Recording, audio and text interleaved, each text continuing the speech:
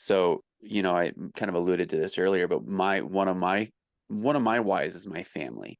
I have several whys, but my family is a huge why for me. So if I am, traveling, 2 weeks out of every month, am I actually serving my why? Because I'm away from my family, so I have to recenter, right? If I am spending too much time working so that I can help my family, putting the cart before the horse, am I actually serving my why? You know, it's easy in the Amazon world to look at other people's numbers and hear about this great success, but you don't see what's going on behind closed doors. You don't see, you may hear, oh, so and so is selling, 40 million a year, but you don't know what their actual profit margin is. You don't know how much they're sleeping. You don't know how happy they are with life. You don't know a lot of stuff. And so if we get caught in this comparison trap where we're like, well, I'm not successful because I'm not there. I think your why needs to define success for you.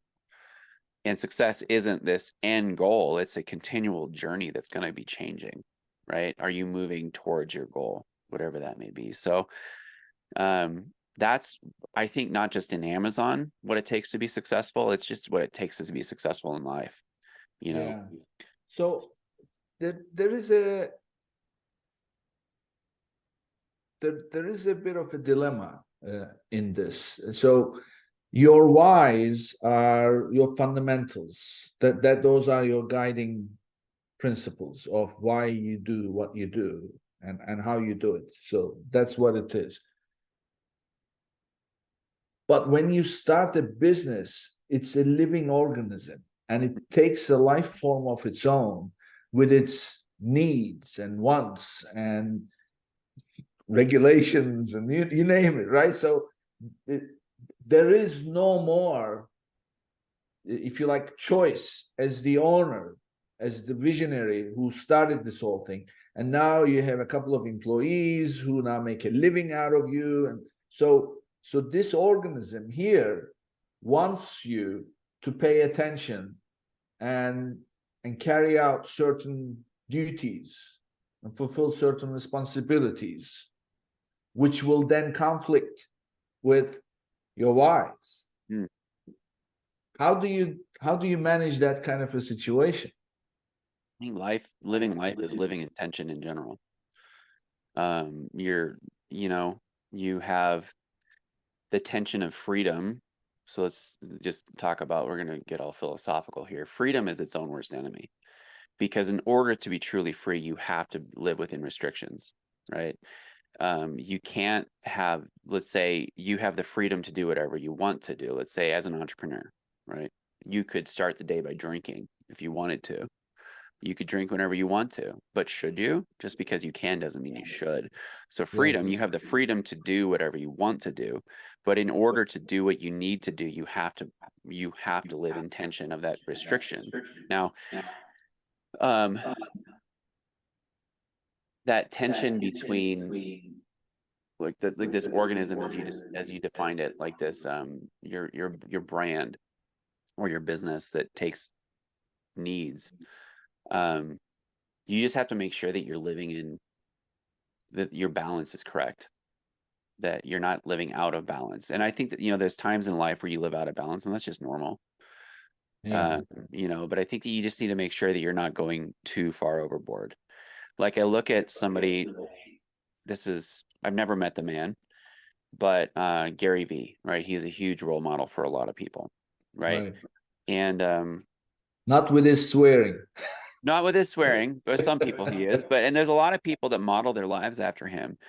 And the thing that I see as a casual observer, I'm not a Gary V fanboy by any stretch of the imagination. I think that he's a smart dude. And I think that he's done some amazing things. But when he started what he was doing, he said he was doing it for his family.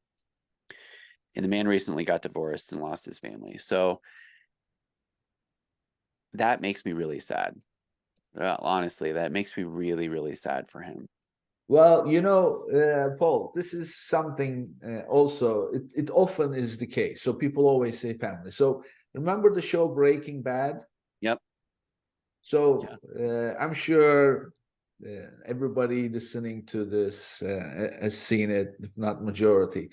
So in that show, as you know, he has son, disabled, and his wife then gets pregnant and blah blah, and then he has cancer. He's diagnosed with cancer, and he gets into this manufacturing crystal meth, and then quickly becomes a terrible person. From being a teacher and a loving and caring person, now he's calling the shots for people to die and everything else.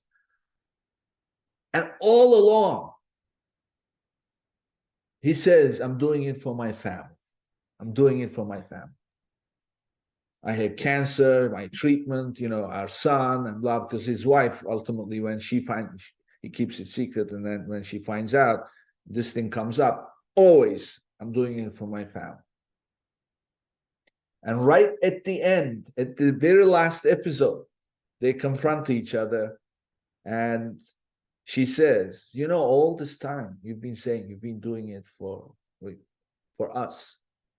Says, you've been doing it for yourself. It's your ego. It's your satisfaction. It's you want this.